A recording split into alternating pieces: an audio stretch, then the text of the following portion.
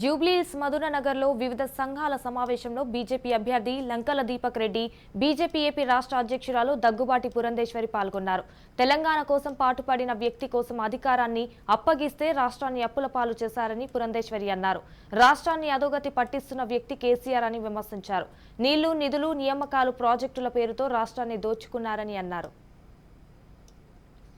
రాష్ట్రంలో ఉన్నటువంటి పరిస్థితులు ఒకసారి సమీక్షించుకున్నట్లయితే ఖచ్చితంగా మార్పు కావాలి అని చెప్పి ప్రజల మనసులో ఉన్నటువంటి ఆకాంక్ష, అది భారతీయ జనతా పార్టీకి వారు ఆశీర్వాదంగా వారు అందిస్తారు, వారి ఆశీర్వాదాన్ని ఓట్ల రూపంలో అందిస్తారు అని చెప్పి మేము అందరం కూడా విశ్వసిస్తున్నాం.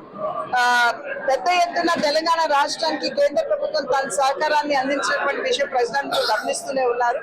అదే విధంగా ఇక్కడ కనుక తెలంగాణలో సైతం భారతీయ జనతా పార్టీని ఆశీర్వదించినట్లయితే ఏ రకంగా మోడీ గారు దేశానికి సుపరిపాలన అందించారు, ఆ రకంగా ఇక్కడ కూడా మనం ఆ రకమైనటువంటి పరిస్థితిని ఏర్పాటు చేసుకునేటువంటి అవకాశం ఉంటుంది.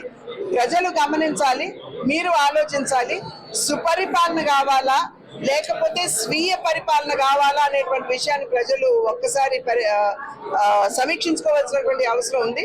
ఎందుకంటే అవినీతిలో కూరుకుపోయినటువంటి అధికార పార్టీ నాయకులు కావచ్చు, మంత్రులు కావచ్చు, వారు ఏ రకంగా కూడా రాష్ట్రానికి న్యాయం చేసినటువంటి సందర్భాల్లో, అదే విధంగా ఏదైతే నీళ్లు, నిధులు, నియామకాలు అంటూ వాగ్దానం చేసి 10 సంవత్సరాల క్రితం అధికారంలోకి వచ్చారు, వాటిని కూడా నేడు సంపూర్ణంగా నెరవేర్చినటువంటి నేపథ్యం కనుక ప్రజలందరూ కూడా ఒక్కసారి ఆలోచించుకోవాలి.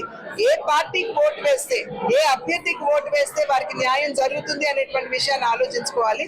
ఇవాళ భారతీయ జనతా పార్టీ మీ ద్వారా ప్రజలకి తెలియజేస్తున్నటువంటి విషయం, మీరు కనుక రాష్ట్ర భారతీయ జనతా పార్టీని ఆశీర్వదించినట్లయితే, అందులోనే ప్రత్యేకంగా జూబ్లీహిల్స్ నియోజకవర్గంలో సోదరు దీపక్ రెడ్డి గారు కనుక ఆశీర్వదించినట్లయితే